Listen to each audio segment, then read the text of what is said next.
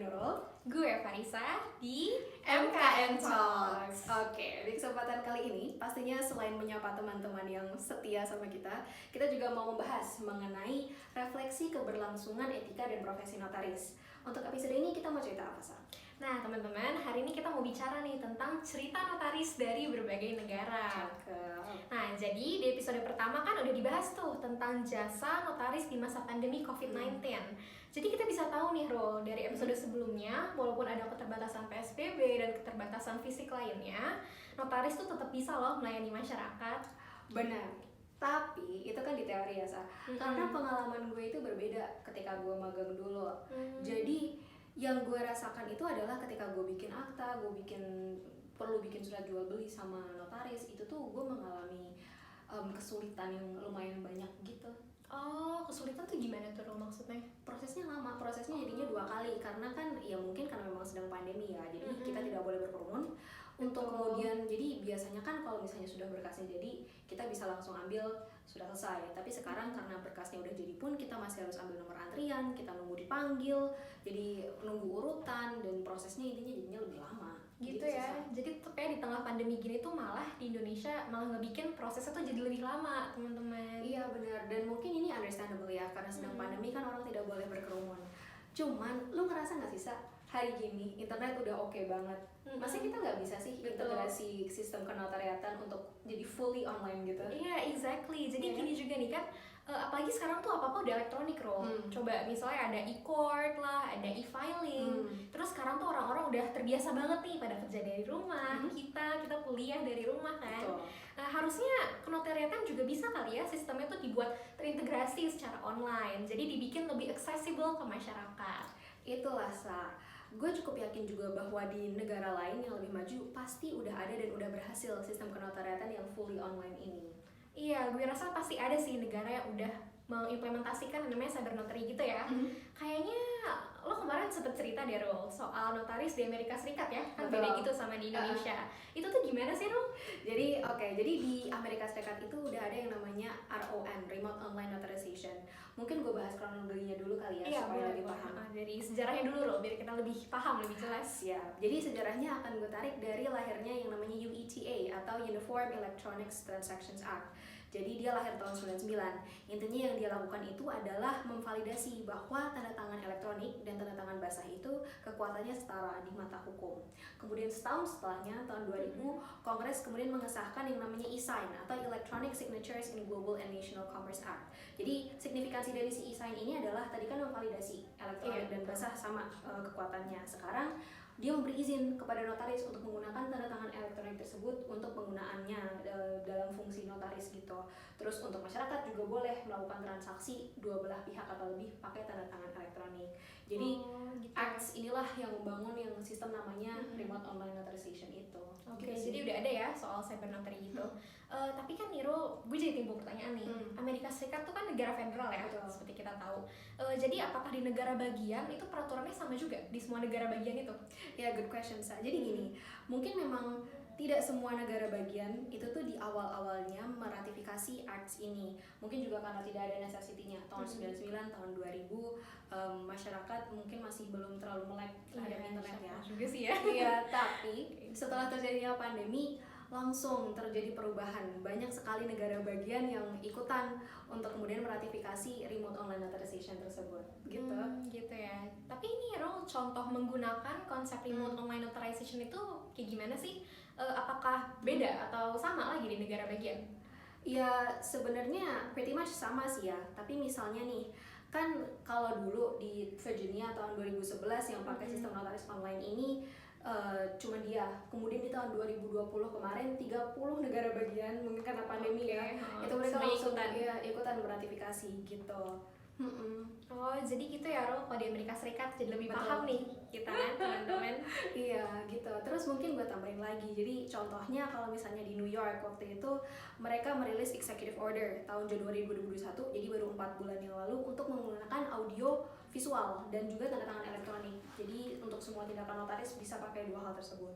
Terus juga di Pennsylvania sudah diberlakukan remote online notarization itu setelah mereka, maksudnya negara bagian ini, melaporkan ke Department of State mengenai program mereka. Oke, gitu. Jadi emang si Virginia ini pelopornya ya kalau di Amerika Serikat kayak gitu ternyata teman-teman. Jadi akhirnya mulai diikuti nih sama pandemi ini sama negara-negara bagian lainnya buat nerapin cyber notary gitu teman-teman. Betul. Tapi kan itu mengenai Amerika Serikat ya.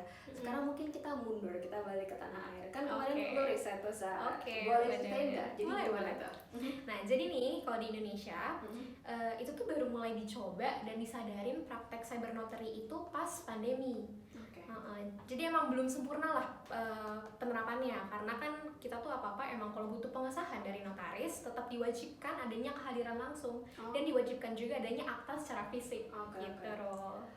Jadi selama ini peraturan mengenai cyber notary itu gimana deh? Jadi selama ini tuh memang belum ada payung hukumnya ya, yang mengatur secara khusus tentang praktek cyber notary. Yang baru diakomodir itu tuh seputar mencetak dan melegalisasi surat atau sertifikat lewat sistem Ditjen Aku Online. Tapi jadi peraturannya yang mengenai cyber notary itu di tingkat apa kalau di Indonesia? Di tingkat undang-undang sih belum ada ya, baru ada tuh di tingkat Permenhumham. Jadi di tingkat peraturan menteri. Jadi tuh berkaitan dengan hal-hal teknis aja sih, misalnya kayak gimana sih mencetak keputusan menteri secara elektronik, terus gimana sih kita mengubah sertifikat jaminan fidusia yang udah ditandatangan secara elektronik oleh pejabat. Nah baru sebatas hal kecil kayak gitu sih. Oke, kalau soal tanda tangan elektronik sendiri gimana tuh Sa? Kalau di US kan udah diatur tuh mengenai remote online authorization. Di Indonesia? Kalau di Indonesia tuh sebenarnya semenjak tahun 2016 dengan dikeluarkannya UU ITE itu tuh udah mulai dikenal tuh tanda tangan elektronik. Tapi yang perlu diingat nih teman-teman, itu tuh baru buat digunakan oleh masyarakat umum, bukan buat notaris secara khusus. Jadi tetap aja nih, kalau misalnya notaris tanda tangan suatu akta secara elektronik, akta itu tetap nggak dianggap sah, bukan dianggap sebagai akta yang otentik. Jadi baru secara umum aja tanda tangan elektroniknya. Terus selama pandemi peraturannya bagaimana? Masih sama, berubah, atau ada yang baru? Belum ada spesifik, belum ada yang secara pandemi itu gimana sih nih notaris harus ngapain kayak gitu, belum ada secara khusus. Baru berupa himbauan aja dari Ikatan Notaris Indonesia buat melaksanakan kegiatan kenotariatan dengan tetap menjaga protokol kesehatan. Jadi memang dihimbau ya teman-teman, belum ada peraturan tentang cyber notary, tetapi notaris dan kliennya tetap harus menjaga protokol kesehatan gitu ya. Betul banget Nurul, teman-teman di rumah juga jangan lupa ya buat selalu menerapkan protokol kesehatan, jaga jaraknya dan cuci tangan, kita jaga kebersihan. Bener banget, ingat ya teman-teman, stay at home kecuali sangat perlu dan kecuali perlu ketemu sama notaris, kita nggak perlu keluar rumah. Betul. Gitu. Berarti gimana nih, kan kita udah bahas mengenai US, kita udah bahas mengenai Indo. Melihat komparasinya, setuju nggak kalau misalnya Indonesia itu tertinggal dibanding Amerika Serikat dalam bidang kenotariatan? Mungkin tertinggal sih ya, enggak banget sih ya, palingan dalam hal regulasinya. Karena kan seperti kita tahu, di Amerika tuh udah ada peraturan yang secara mendalam lah mengatur tentang cyber notary ini. Tapi kan kalau di Indonesia masih belum kan. Jadi, tapi kalau dipikir-pikir nih ya Ro, emang nggak serta-merta sih apa yang dilakukan di Amerika itu bisa langsung kita contoh di Indonesia. Karena gimana pun juga sistem kenotariatan di Indonesia ini walaupun terlihat kuno dan terkesan kayak maksa banget sih notaris buat bekerja secara tradisional, tapi sisi baiknya kenotariatan di Indonesia tuh memiliki perlindungan hukum yang kuat gitu. Setuju sih Sa. Jadi benar juga ya kalau dipikir-pikir di Indonesia nggak seburuk itu. Tentu ada sisi baiknya, yaitu ada jaminan hukum yang kuat bagi masyarakat.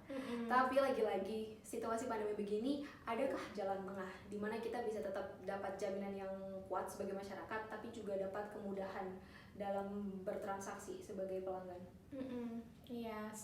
Sebenarnya sih kalau dipikir-pikir nih ya Ro, gue jadi inget nih soal jalan keluarnya. Kayaknya Indonesia bisa deh mencontoh Georgia. Jadi di Georgia itu sistem kenotariatannya mirip-mirip sama di Indonesia. Bedanya di Georgia itu tuh sistem elektronisasinya tidak menghilangkan kewajiban para pihak untuk hadir di hadapan notaris. Jadi gimana tuh? Nah, jadi sebagai solusinya pengertian notaris ini diperluas, Ro. Jadi kedua belah pihak ini nggak harus hadir di hadapan notaris yang sama. Tapi masing-masing bisa hadir di hadapan notaris yang ada di domisilinya masing-masing. Kayak gitu. Baru deh setelah itu notarisnya yang berperan memfasilitasi jalannya pembuatan perjanjian itu via video teleconference. Jadi emang notarisnya yang harus ketemu. Dan itu pun bisa dilakukan secara online. Ngerti. Bisa juga sih tuh Sa. Jadi menurut gue sih kalau misalnya kayak gitu bisa juga ya mempermudah masyarakat, karena kan mereka tidak perlu ketemu dan juga dua-duanya tidak perlu bertemu dengan satu notaris yang sama gitu. Iya, betul. Setuju Setuju banget. Tapi nih ya, Ru, kita ngomongin ini jadi pengen tahu nggak sih nantinya tuh profesi notaris pasca pandemi COVID-19 ini bakal gimana sih? Nah, pas banget nih. Teman-teman di rumah, kalau misalnya teman-teman udah menikmati percakapan kita kali ini, stay tuned. Jangan lupa karena di episode selanjutnya kita akan bahas tentang digitalisasi profesi notaris, yaitu mengenai komplikasi etik, praktis, dan yuridis profesi tersebut pasca pandemi COVID-19. Wah, menarik banget tuh pasti ya. Betul. Apa-apa kan udah digital nih sekarang. Kita pasti pengen tahu dong gimana sih nih kedepannya digitalisasi notaris itu seperti apa. Ya, stay tune ya teman-teman. Iya betul, jadi episode ini akan dibawakan oleh rekan kita, Agnes dan Natap. Jadi untuk teman-teman, terima kasih karena sudah menghadiri episode kita kali ini. Mungkin bisa boleh lo tetap ucapkan selamat jalan ke teman-teman kita. Oke deh teman-teman, terima kasih banyak udah nonton kita. See you later teman-teman.